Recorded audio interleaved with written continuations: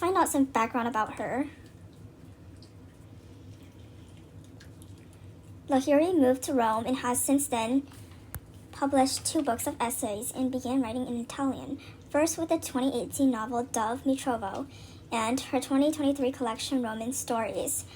I've never heard about these books before, but one day we can go and see what it's about. She was a professor of creative writing at Princeton University for 7 years, and she became the Millicent C. McIntosh Professor of English and Director of Creative Writing at her alma mater, Barnard College of Columbia University. So let's see what her early and personal life is about. She was born in London, the daughter of Indian immigrants Amar Lahiri and Tapati Tia Lahiri from the Indian state of West Bengal. Her father hailed from Taliganj. Her mother hailed from North Kolkata. According to Lahiri, she acquired an Indian passport and was appended to my mother's passport. Then I became a naturalized U.S. citizen. Then I got my UK passport because I was born in London, and so my life I have actually possessed 3 passports. Her family moved to the United States when she was 3. Lahiri considers herself an American and has said, "I wasn't born here, but I might as well been." She has a sister born in the U.S. in November 19th. Okay. Lahiri grew up in Kingston, Rhode Island, where her father, Amar Lahiri, worked as a librarian at the University of Rhode Island, the protagonist in the 3rd and final continent. So that's really important because that's the last of the 3 stories that we were supposed to read. And we have to remember that the main character in that story is her father, Amar Lahiri, and her mother, Tia, was a school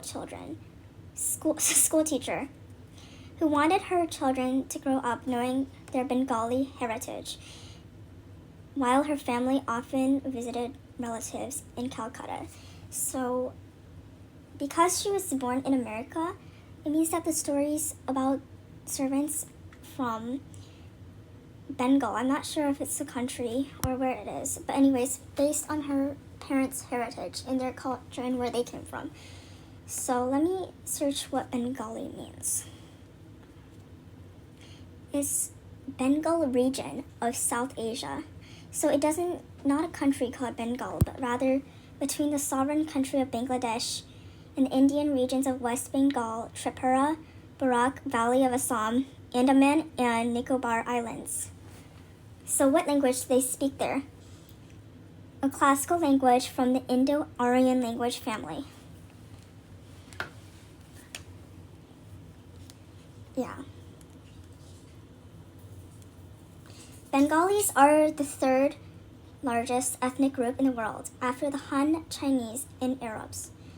They are the largest ethnic group within the Indo-European linguistic family and the largest ethnic group in Asia. And while they look extremely Indian, their clothing seems very South Asian. What does Indo-European language mean? So they speak the language family native to the northern Indian subcontinent, most of Europe, and the Iranian plateau, with additional native branches found in regions such as Sri Lanka, the Maldives, and Central Asia. Okay, now so we know more about the background of where these stories occur. It's okay, I just read the plot summary that Wikipedia can provide. So the first story is called A Real Derwan.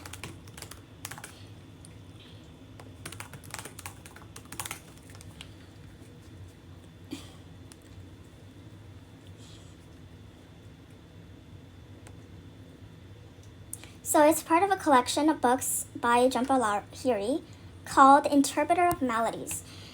So it's kind of assumed that these servants who have no one to take care of and are rather taking care of the family without recognition that they're actually taking care of personally the people, and rather just reduced to a house servant cleaning the house and keeping everything tidy so that the family doesn't have to waste time doing these dirty and boring works. Because they get a lot of diseases, these servants, and they're very ill, and there's nobody to take care of them.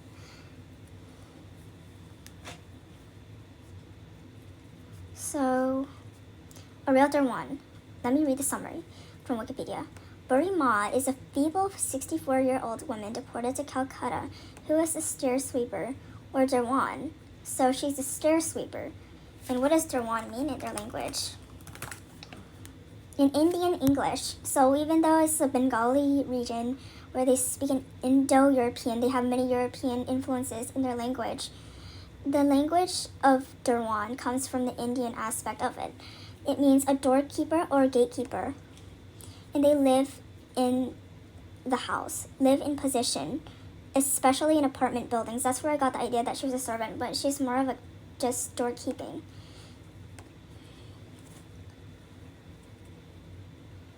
So she's a stair sweeper or Derwan of an old brick building. In exchange for her services, the residents allow Buri Ma to sleep in front of the collapsible gates leading into the tenement. While sleeping, she narrates stories of her past, her daughter's extravagant wedding, her servants, her estate, and her riches. The residents of the brick building hear continuous contradictions in Buri's storytelling, but her stories are seductive and compelling, so they let her contradictions rest. One family in particular takes a liking to Buri Ma, the Dalals. Mrs. Dalal often gives Buri Ma food and takes care of her ailments. When Mr. Dalal gets promoted at work, he improves the brick building by installing a sink in the stairwell and a sink in his home. The Dalals continue to improve their home and even go away on a trip to Simla for 10 days and promise to bring Buri Ma a sheep's hair blanket. Okay. While the Dalals are away, the other residents become obsessed with making their own improvement to the building. Buri Ma even spends her life savings on special treats while circling around the neighborhood. However, while Buri Ma is out one day, the sink in the stairwell is stolen. The residents accuse Buri Ma of informing the robbers and in negligence for her job. When Buri Ma protests, the residents continue to accuse her because of all her previous inconsistent stories. At last, the residents throw out Buri Ma's belongings and begin a search for a real Derwan. Note that Derwan means storekeeper in Hindustani and Farsi.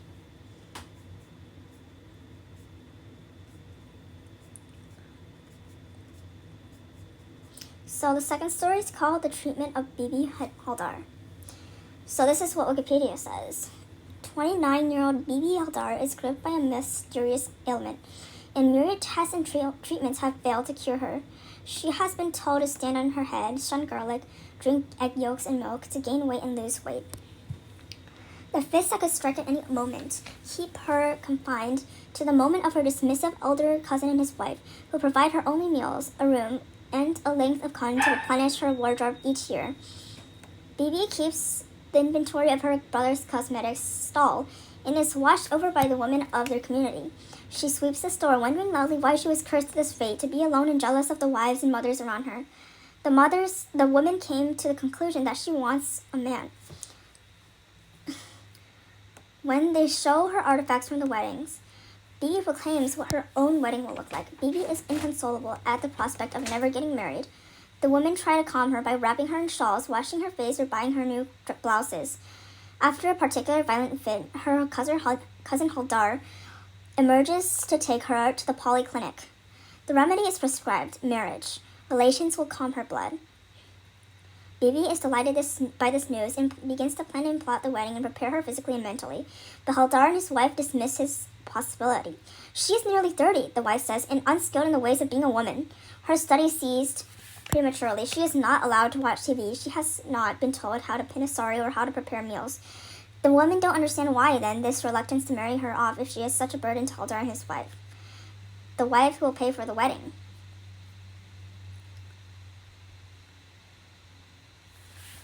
So, what happened next? So she was offered to be photographed so that the bachelors, kind of like suitors, can see what she looks like and maybe one would pick her. And there are many brides who are offering themselves to the suitors. However,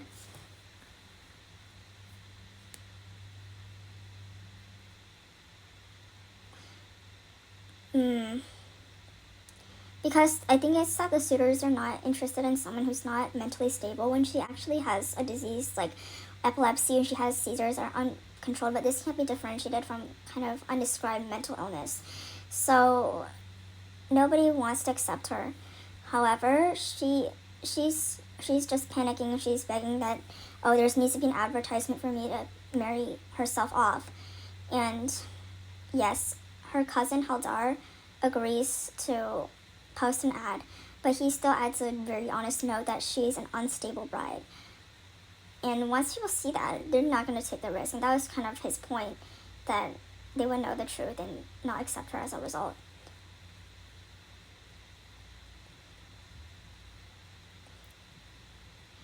So her father died, and before her father was helping her out, and trying to find doctors. Someone has a unique cure to save her.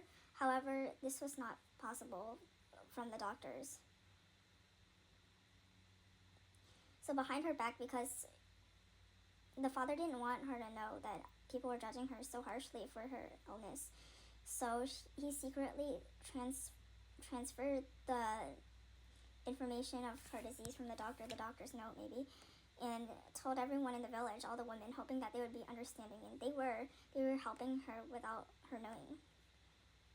Unfortunately, yeah, this story is really hard to understand. Anyways, the baby, she because of her illness, the family that she was living with cast her away because they were afraid that the mother who was pregnant, the child would somehow mysteriously get this disease. And they don't let her sleep in the house because they're afraid that this mental disease, is contagious.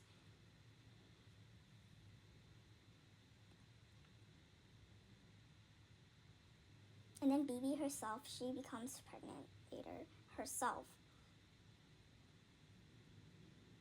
And the women who are supporting her in the village, I'm not sure exactly how they were helping her, but they are confused how she could get pregnant and who is the father of the baby.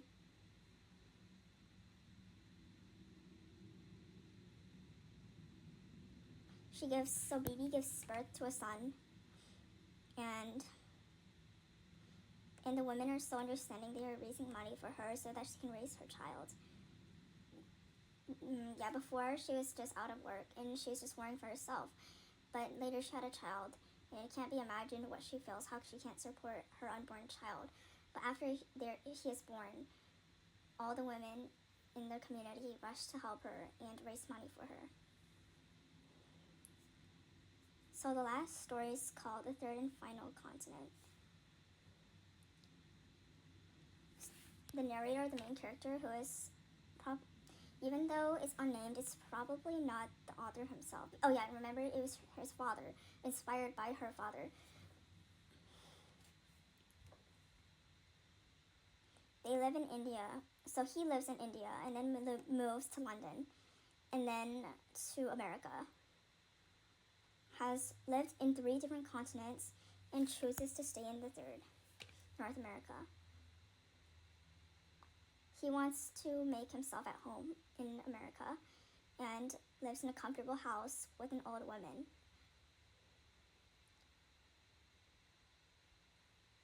However, he feels that, I think because this woman was teaching her tenant, or however she treated him, like this random Indian guy who doesn't know anything about America. He doesn't know how to pay his taxes or bills himself, and there's just a totally different system, a whole different world. He doesn't know how it works, and this woman just decides to only teach him how to pay his bills because that's his responsibility, and there's no active or very generous effort to teach him more about whatever he's confused about in this new environment, on this whole different continent. I think he feels that this woman's not doing enough for himself. Sorry, the narrator is a he, and he doesn't want to live with her anymore. But then here's the totally surprising plot twist. He discovers that the old woman he was living with, is 103 years old. Because of this woman's age, she is not accustomed to the modern times in which this story takes place. So, it's actually a great surprise that she really knows how to deal with these complex payments and just like how to adjust to this complicated life of just paying for yourself and supporting yourself through your own work, whatever it is. And it's just amazing that this woman can do this for herself. And yeah, he's probably too old to care more about him. Once his wife, who he was set up beforehand to marry, arrives in America, he then decides to move to a bigger home.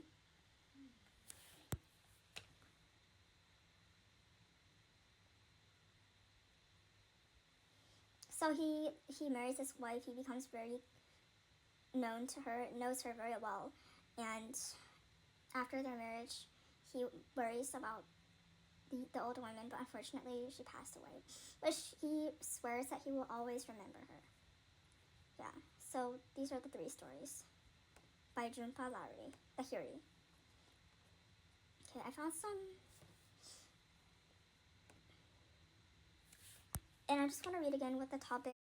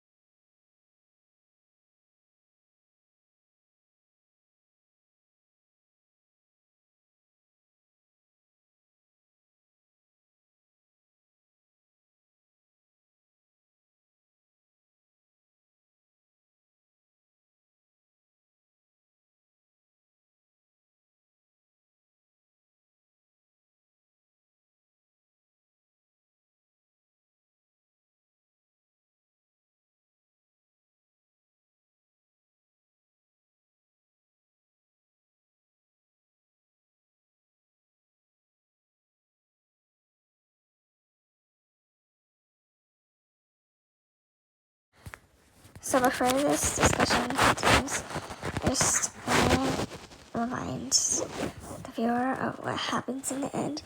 It is clearly that she was falsely accused of robbing the basin. And because the summary was read a long time ago, we hope that you don't remember what the ultimate point of the story is. So it's just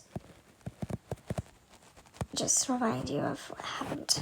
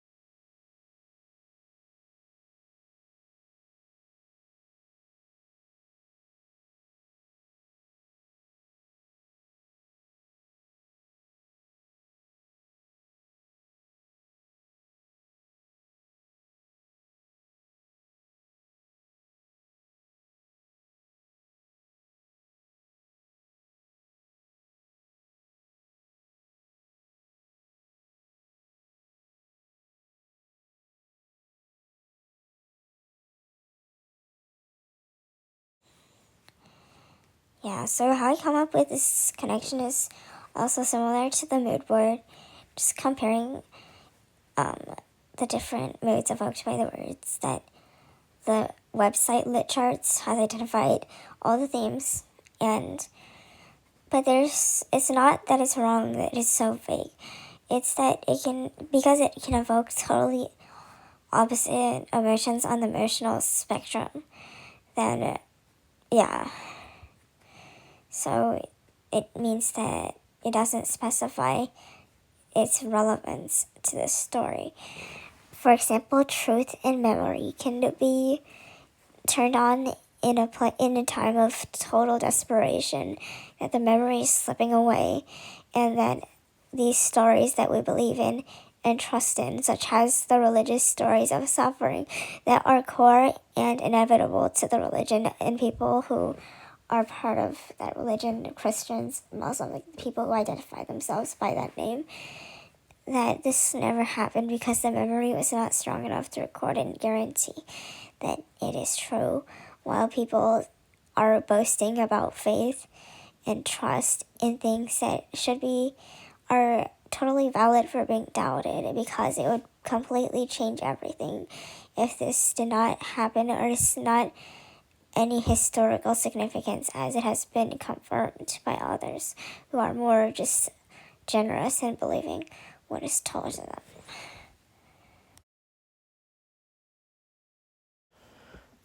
them.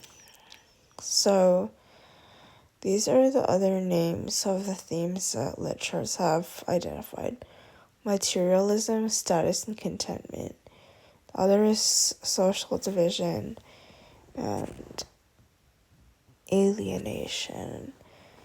So I'm just gonna say that the first one reminds me of just actual wealth, as in wealth to impress. This is totally during the same time. It reminds me of Great Gatsby. Like, it could actually be the name of a theme that a website identifies in the Great Gatsby. Yeah. Holding on to something material in possessions when Borima is so old, it is because of the misfortune that she's old, she needs it. She really does. And she's not taking and using what is not what she doesn't deserve, as it is in the Great Gatsby, that they have no excuse to get what they want and have it for themselves and take it away from other people, these opportunities. I'm going to delete this. Social division and alienation. If you look at those two words separately and what it means in the context of literature, I think it's quite wrong that alienation is strictly the philosophy of books like The Metamorphosis by Franz Kafka. That's what I remember from it, that it is self-imposed alienation. And it's a psychological battle happening within purposefully punishing just constant circumstances that he sees as family and that he should not escape. But because it's psychological resistance of being trapped within the family is what Gregor has been born with. Gregor is a bug that this human turns into. Yeah. And social division is purely historical in my opinion. So that the mood word is totally wrong. But it can't be directly applied to the drama and the personal deficits that are at play in this story. That's my opinion. In social division, what it says about it and what it makes true is totally complex. And not that social divisions are the direct influence on that person to act in the strange behavior of telling stories over and over again. Yeah. And it's not like her strange predicament in mind made her think that accept her position, because this is a requirement. There's only one possible job that she can. There's no creativity in her brain that can make her somehow find a way, create a way, and use magic, a broomstick, and some like so super intelligent, come back to find repose in a way more advanced and different country, belongs to a different country, that is functioning more intelligently and inclusive to people based on what they can do, not their age. Yeah. And just to look at it, why they put it together, that means they have some impression of why it has to function together. So I can't figure out why they would came up to put these two words together. I think the stereotype is that their wands are isolated because they chose this job, and it's not their fault that they can be varying degrees of isolation based on how badly the family wants to push them away, the strength of wanting to push them away. Or in other words, the opposite of that, if they were not pushing them away, doesn't mean that they're going to be a better person. And subdue this is totally not this feeling of, unfairness, why would I want to be so evil as to not help myself and want to push a stranger out of the family? So they can't control it. They just think it's right to have happy families, put them in another family instead. They will definitely find work. I just want to make a final point. What you can tell from the title of a story, there are no rules because there are so many different types of titles. But can you tell from the title whether you will like or definitely not like? That's much easier to determine the story, the treatment of Baby Helder. And you see the moral lesson of this, like the moral of this story is the fairness towards Baby Helder, why it has to come from herself. Can you imagine a story that has lots of plot and action and that will end in that way? It does depend on the quality of the moral trying to teach, and also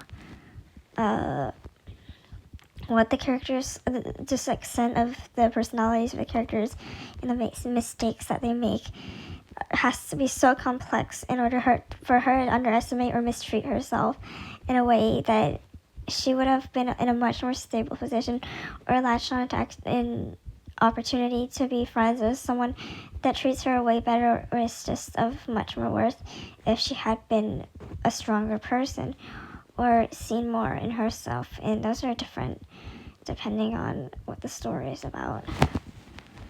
Yeah. So, you can just search up what the Indian morals are in this entirely for their religion, which not is because it's easy to be displayed. It's more leaning towards idolatry.